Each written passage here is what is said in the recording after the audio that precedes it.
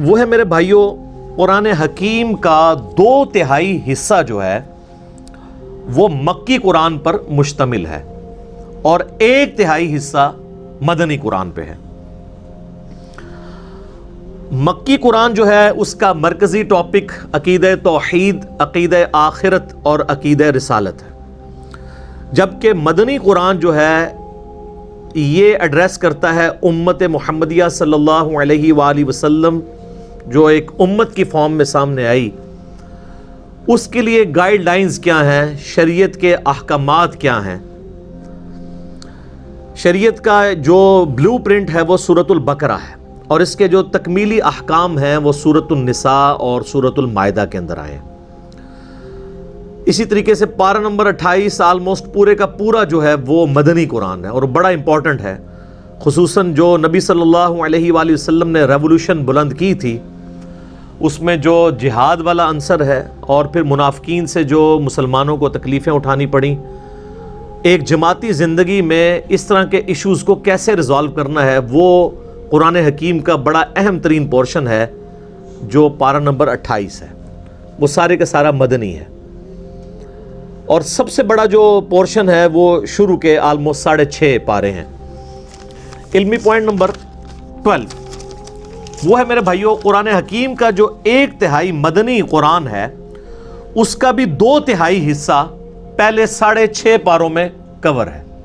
یعنی جو مدنی قرآن ہے اس کا 2/3 حصہ وہ شروع میں ہی آ گیا، سورۃ البقرہ، سورہ آل عمران، سورہ نساء اور سورہ المائدہ۔ اور اس کے پیچھے حکمت یہ ہے کہ چونکہ اکثریت مسلمانوں کی بعد میں آنے والوں کی وہ نسلی مسلمان ہیں اور نسلی مسلمانوں کے لیے بنیادی چیز شریعت کے احکامات ہیں، اس لیے اللہ تبارک و تعالیٰ نے جو مدنی قرآن ہے جس میں شرعی احکامات آئے ہیں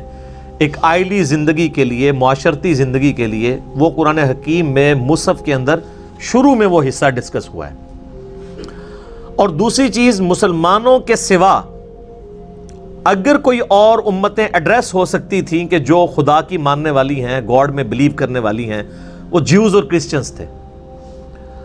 تو ان کو بھی اسی پورشن کے اندر ایڈریس کیا گیا۔ سورۃ البقرہ پوری کی پوری آلموسٹ اگر آپ دیکھیں اس کا مرکزی ٹاپک جو ہے، خصوصاً جو 5ویں رکوع سے لے کے آنورڈ، وہ بنی اسرائیل سے ریلیٹڈ ہے، جیوز سے۔ اور سورہ آل عمران میں آپ چلے جائیں تو ڈومیننٹ پورشن جو ہے وہ ریلیٹڈ ہے کرسچنز کے ساتھ، اور پھر سورہ نساء میں بھی، سورۃ المائدہ میں بھی، یہ ساری مدنی صورتیں ہیں۔ ڈومیننٹ پورشن جو ہے وہ اہل کتاب سے ریلیٹڈ ہے۔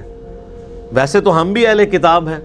سنن نسائی الکبریٰ کے اندر صحیح سند کے ساتھ حدیث موجود ہے، نبی صلی اللہ علیہ وآلہ وسلم نے امت محمدیہ صلی اللہ علیہ وآلہ وسلم کو بھی اہل القرآن کہا ہے، تو اہل القرآن ہونے کی وجہ سے ہم بھی اہل کتاب تو ہیں۔ ایک تو وہ پرانی کتابیں تھیں، اولڈ ٹیسٹمنٹ اور نیو ٹیسٹمنٹ، اور اب یہ ہمارا ہے فائنل ٹیسٹمنٹ، الفرقان، حق اور باطل میں تمیز کرنے والی کتاب۔ اس لیے آپ دیکھیں کہ سورہ آل عمران کا سٹارٹ اس سے ہوتا ہے کہ اللہ تعالیٰ نے تورات اور انجیل نازل کی تھی اس کتاب سے پہلے جو ہدایت کا سرچشمہ تھی، اور اب الفرقان نازل کیا ہے، حق اور باطل میں تمیز کرنے والی کتاب۔ اولڈ ٹیسٹمنٹ، نیو ٹیسٹمنٹ میں جو باتیں بھی اس فائنل ٹیسٹمنٹ سے ٹکراتی ہیں وہ ریجیکٹڈ ہیں، اور جو اس کے مطابق ہیں ان کو ہم منوان اسی طریقے سے قبول کرتے ہیں، کیونکہ وہ ٹیمپرڈ کتاب ہے۔ یہ اللہ تعالیٰ کی وہ کتاب ہے جو ٹیمپرڈ نہیں ہے، اور اس کے پیچھے حکمت یہ ہے کہ چونکہ آپ صلی اللہ علیہ وآلہ وسلم کے بعد اب کوئی پیغمبر نہیں آنا،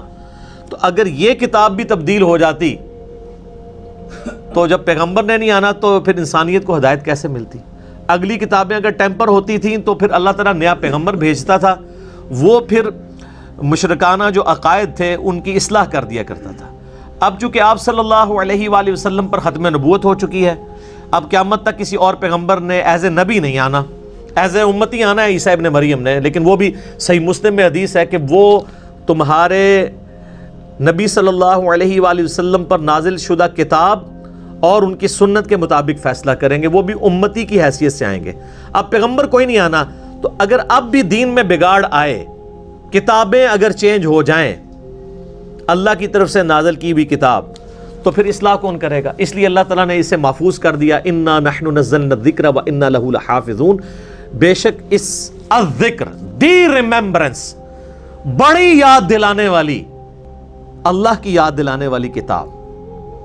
اس کو ہم نے نازل کیا اور ہم ہی اس کی حفاظت کرنے والے ہیں۔ تو اس کے اندر حکمت ہے، چونکہ نبی علیہ السلام کی نبوت قیامت تک کے لیے ہے، لہٰذا آپ صلی اللہ علیہ وآلہ وسلم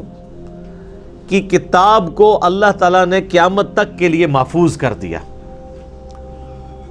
آج اگر کسی کو ہدایت ملنی ہے تو اسی کتاب کے ذریعے ملنی ہے۔ یہ اللہ تعالیٰ کی طرف سے بہت بڑا انعام ہے امت محمدیہ صلی اللہ علیہ وآلہ وسلم کے لیے۔